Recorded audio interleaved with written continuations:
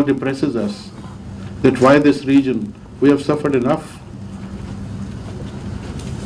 In all this depressing atmosphere, I am very happy to say that at least there is one sector in our society from where some good news is coming.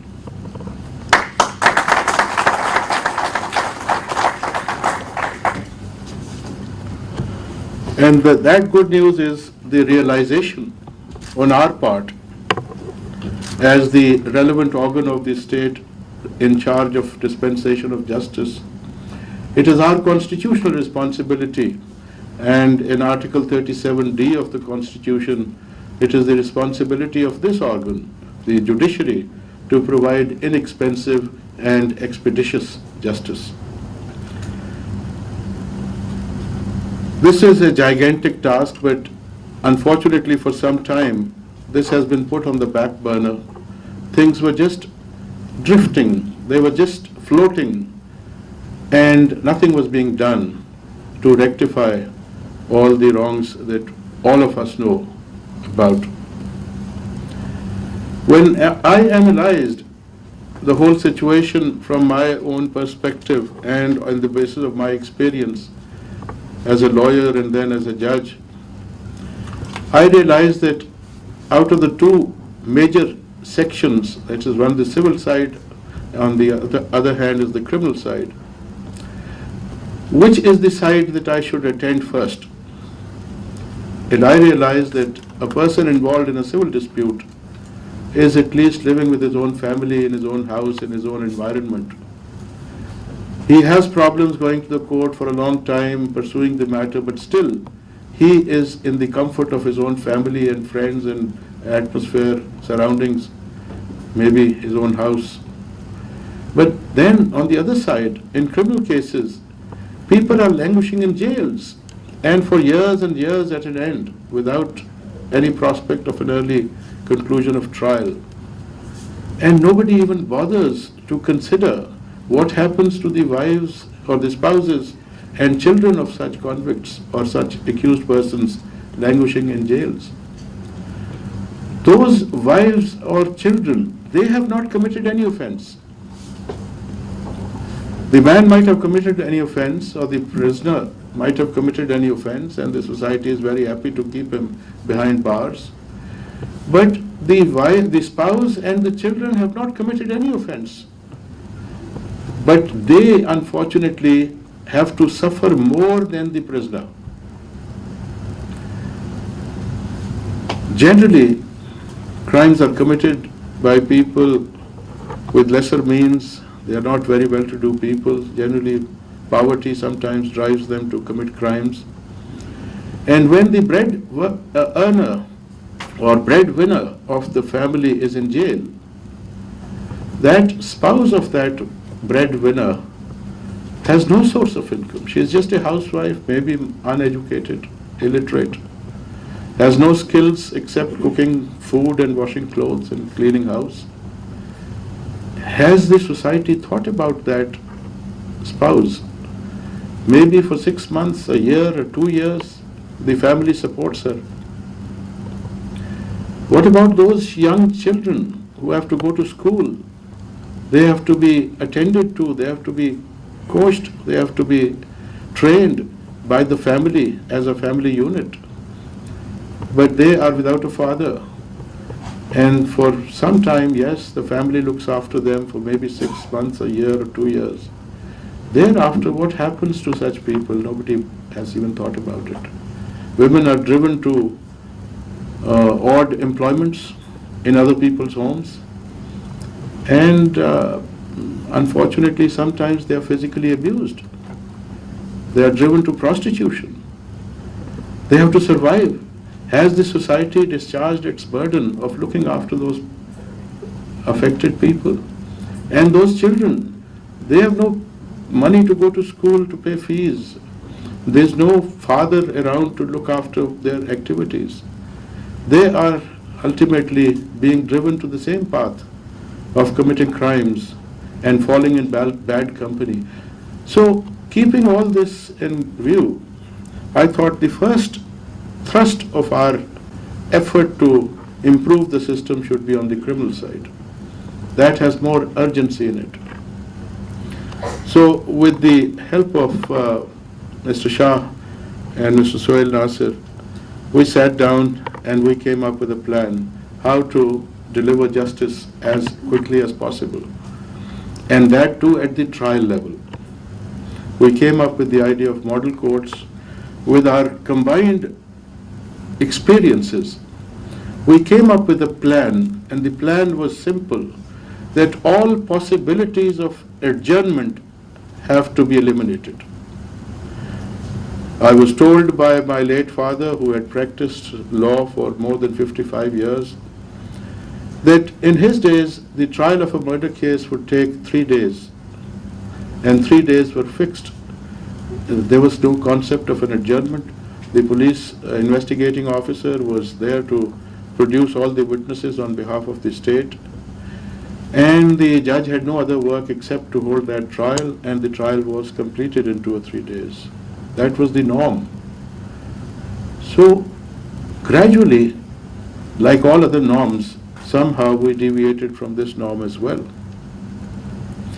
So we thought of different ways how adjournments are necessitated sometimes, why cases are postponed and delayed, and we tried to plug each and every aspect which could cause an adjournment in a court. I am not going to go into the details of all those steps, because in my first speech, while launching the first phase, I had dealt with those steps, how we have tried to attend. And God is very kind, and with the effort and hard work of my judicial officers, the results are absolutely unbelievable. Even I did not expect such a great success of this project. Within 48 working days, we have 5,800 trials decided. It's not appeals. It's not just one argument and a decision like what happens in the High Court or in the Supreme Court. It's a full-fledged trial, and 5,800 trials in 48 days. It's absolutely unbelievable.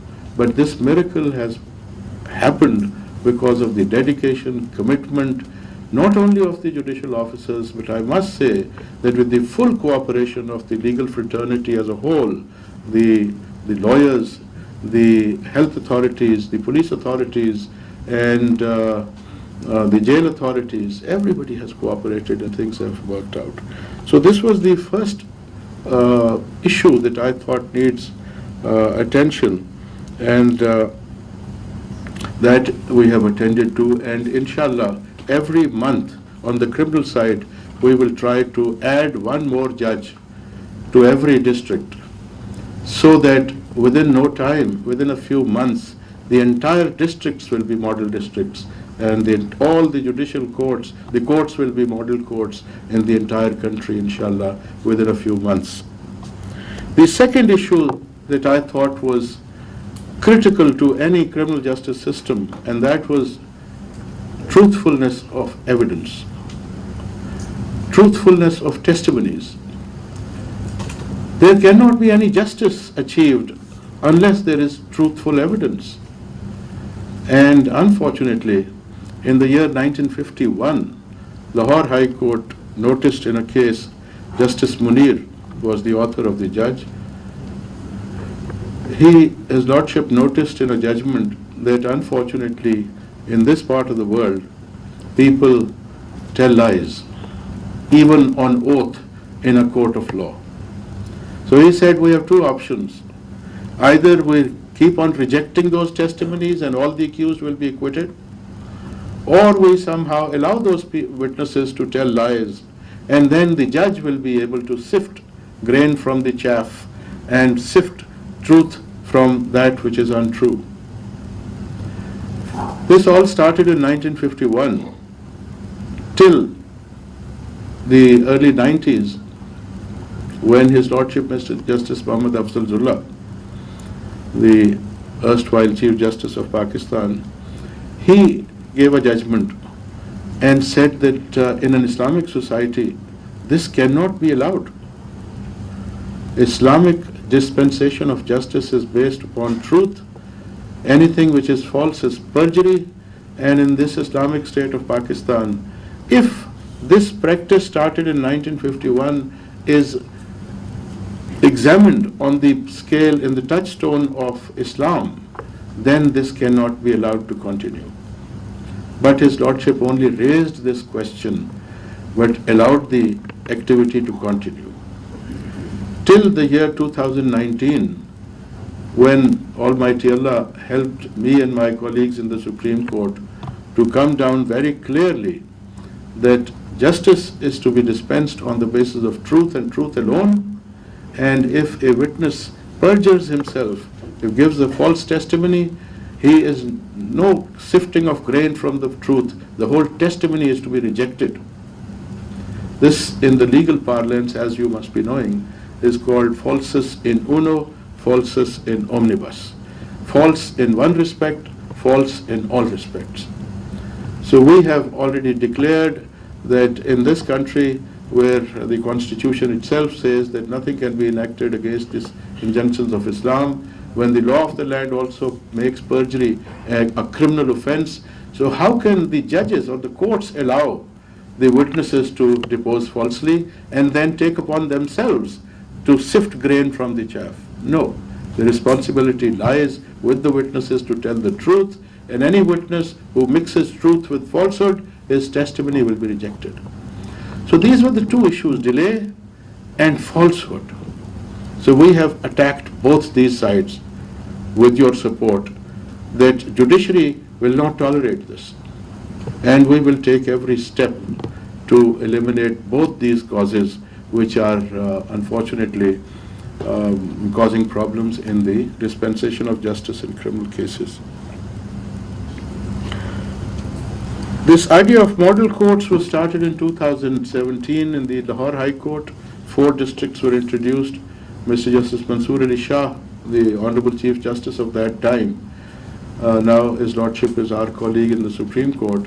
I gave this idea and His Lordship was very kind to accept that, and with the help of Mr. Sohail Nasir again, we launched this and successfully did this in 4 districts. It was then expanded to 7 districts, and then God Almighty gave me a chance here in this court, in the Supreme Court.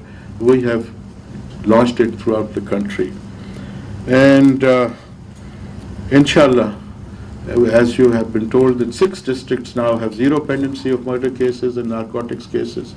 10 districts will be added next month, so there will be 16 districts without any criminal case pertaining to murder and narcotics pending in the court. So we will expand this to other offenses. But this is the first step. There is a Chinese proverb that the longest journey starts with the first step. The longest journey starts with the first step.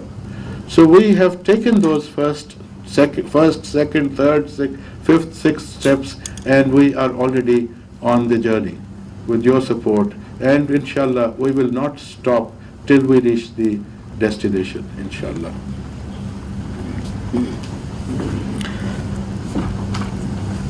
The National Judicial Policy Making Committee, which comprises of the Chief Justice of Pakistan and all the Chief Justices of High Courts in the country, is meeting again on 24th of this month in 5 days' time. And it is on the agenda that now we are to move to the civil side as well. So civil model courts, family model courts, rent model courts, and magistrates model courts. We are launching simultaneously. So we are expanding in all directions of judicial sphere of activity, and civil side, which was being ignored. People used to come and say that civil side should also be attended to, and inshallah on 24th we shall decide to expand this project to civil side, family side, rent side, and the magistrates courts will also be covered by this. So this will inshallah be another very major step in the right direction. There are 2 other types of courts which we are going to establish. and they are gender-based violence courts and child courts. You must have heard of juvenile courts, but they are only about criminal activity involving a child. Gender-based violence is common not only in this country but throughout the world. It's a problem, and generally it is hushed up. It is not taken to courts, and if taken to courts, normally the weaker gender does not get a fair treatment because of the atmosphere in the courtroom. I was recently in Russia. There was a conference at St. Petersburg. There are a number of chief justices and judges from different parts of the world. And some European court judges were taking pride in the fact that in their country they had one gender-based violence court. Some said we have two. So I kept quiet, kept on listening to them, and then finally I told them that you think that Pakistan may be a very underdeveloped country, but we are going to have 116 gender-based violence courts. In every district of the country, we will have one court where at least the weaker segment of the society, the women, they can go to that court and freely say what they want to say, uninfluenced by the atmosphere in the normal courts, where there are male judges, there are male lawyers, there are male prosecutors. The whole atmosphere is, they feel uncomfortable in coming out with their allegations. And then they are cross-examined in a way which embarrasses them. So we are going to, inshallah, have 116 gender-based violence courts, which will be judges will be exclusively trained. The atmosphere of the court will be different from the atmosphere that you see in a normal court, so that women and girls, they feel comfortable in such an atmosphere. And similarly, we are going to have child courts in every district of the country. It's not a juvenile involved in a crime, but there are issues about children. Children, how they are treated in the society. There should be some forum or some court where the whole atmosphere of a courtroom is conducive to the well-being of that child involved in the activity. The courtroom we have specially designed. It will not look like a courtroom. It will look like a home where people will be sitting in normal clothes and not in the uniforms and not in the overawing atmosphere, so that the child feels comfortable and he can come up with his problems and a solution is to be found about that. So these are two other courts that we are introducing. Now, another good news. So I said there are, in the justice sector at least, there's some good news. Another good news is that we have entered the 21st century through technology. You must have heard about the e-courts. The Supreme Court of Pakistan has the distinction of being the first Supreme Court in the entire world which has started hearing cases through online technology. Recently, for one full week, courtroom number 1 of the Supreme Court in Islamabad was an e-court, and the lawyers argued their cases at Karachi branch registry, and we heard the arguments at Islamabad, and we decided all the cases, and not even one case was adjourned throughout the week, and all cases were decided. The lawyers are very happy because if they have to travel from Karachi to Lahore, they have to forego their attention to the other cases fixed at Karachi. And the litigants are over the moon. They are so happy because for every one peshi, for one date of hearing, the litigant has to bring his lawyer from Karachi, which can cost a fortune. Business class ticket, stay at Marriott or Serena, and then a car at disposal of such lawyers, then sumptuous meals at night, a good breakfast in the morning, and tomorrow they sit in the court and then the case is adjourned. So once again, the whole expense is to be borne repeatedly by the litigant.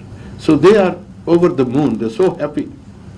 And the lawyers that appeared, we asked for their feedback, and they also said we're very comfortable and very happy because on a given day they can argue their case in the Supreme Court as well as appear in the district courts and High Court at Karachi.